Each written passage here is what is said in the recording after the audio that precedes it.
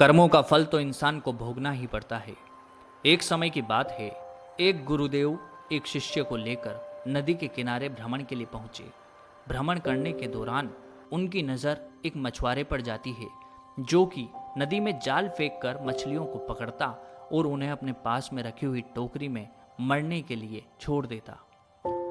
गुरुदेव बहुत ज़्यादा शांत स्वभाव के थे, किंतु शिष्य बहुत ज़्यादा चंचल था। तो शिष्य उत्सुकतावश मछुआरे के पास में पहुंचा और उसे समझाने लगा। ये आप क्या कर रहे हो भैया? आप ये पाप कर्म क्यों कर रहे हो भैया?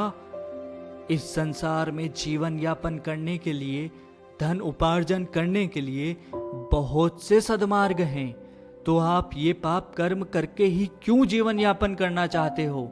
आप इसे छोड़ क्यों नहीं देते?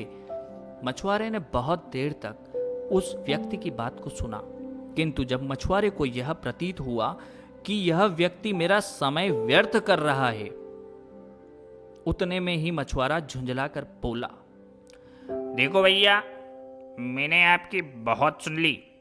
आप मेरा समय व्यर्थ कर रहे हो।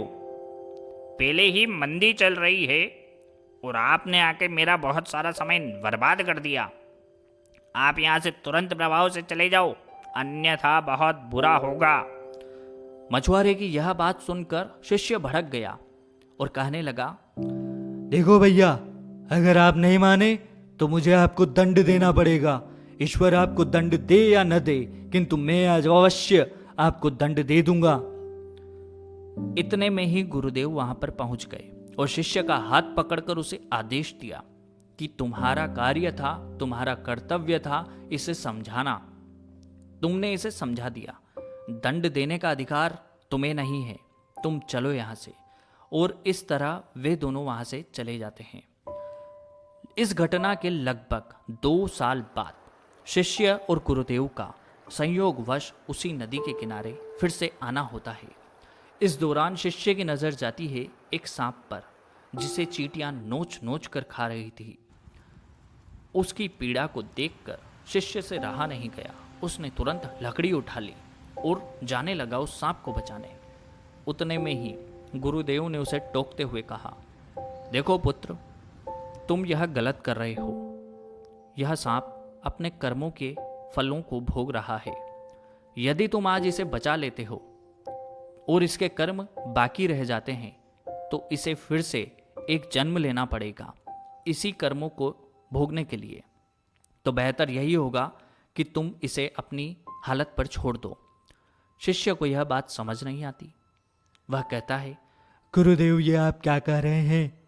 ये कैसे कर्मों का फल भोग रहा है? मैं तो जीवों के लिए दयावान हूँ। मैं इसलिए इसकी जान बचाना चाहता हूँ। मुझे इस पर दया है। गुरुदेव कहते हैं कि आपकी दया की मैं प्रशंसा करता हूँ, किंतु क्या तुम्हें याद है, यह वही मछुआरा है जो पिछली यात्रा के दौरान हमें इसी तट पर मिला था, और यह सारी चींटियाँ वही मछलियाँ हैं जिनकी उस मछुआरे ने हत्या की थी। और आज यह चींटियाँ अपनी हत्या का बदला इस मछुआरे से ले रहे हैं। तो बेहतर होगा कि तुम इसे इनकी स्थिति पर छोड़ दो। दोस्तों, असल जिंदगी में भी हमारे साथ यही होता है।